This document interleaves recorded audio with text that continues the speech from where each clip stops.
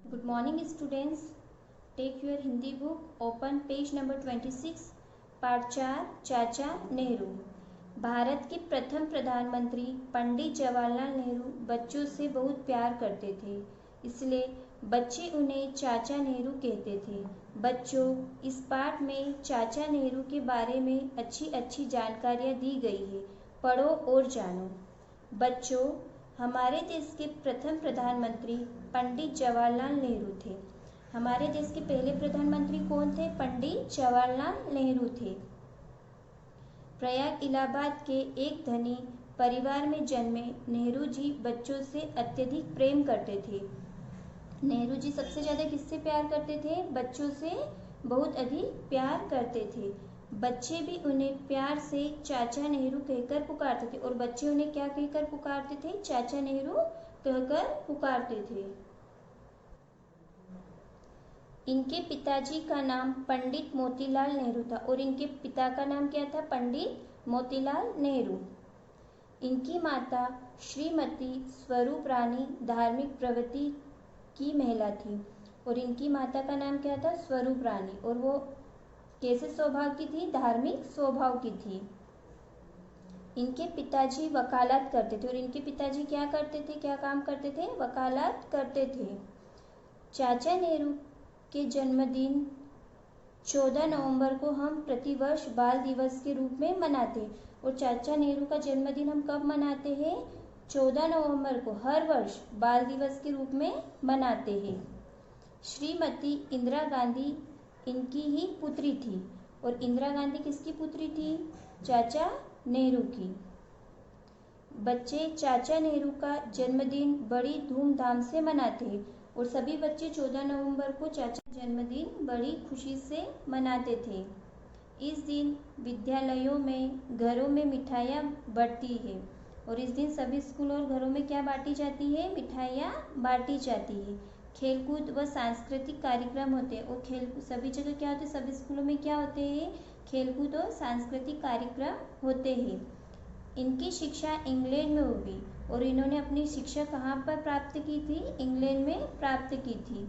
वहाँ से शिक्षा प्राप्त कर वापस भारत लौट आए। फिर वहाँ से अपनी शिक्षा, अपनी पढ़ाई पूरी करके वो कहाँ गए थे? फिर से भारत लौट आए थे।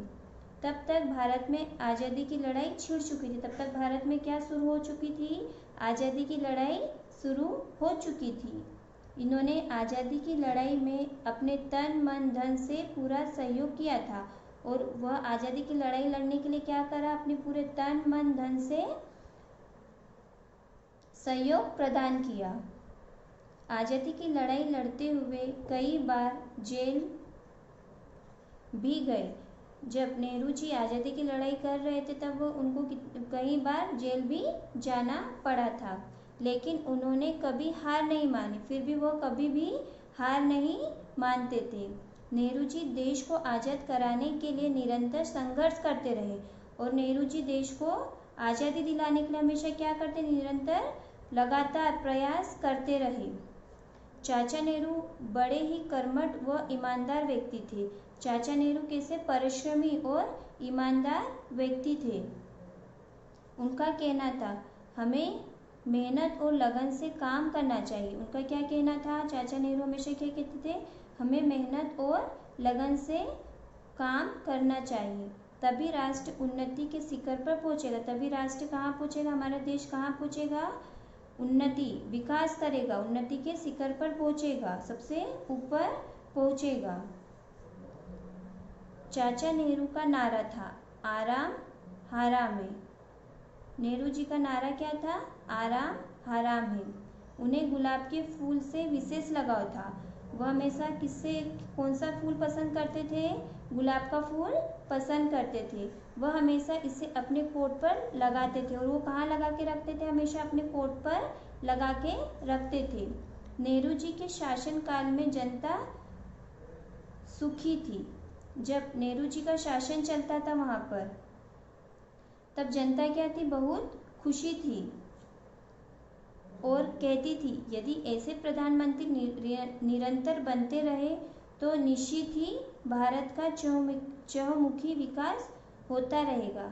लोगों को क्या कहना था, यदि हमेशा लगातार ऐसे प्रधानमंत्री बनते रहे तो हमारे देश का चारों तरफ विकास होता रहेगा और हमारा देश उन्नति करता रहेगा।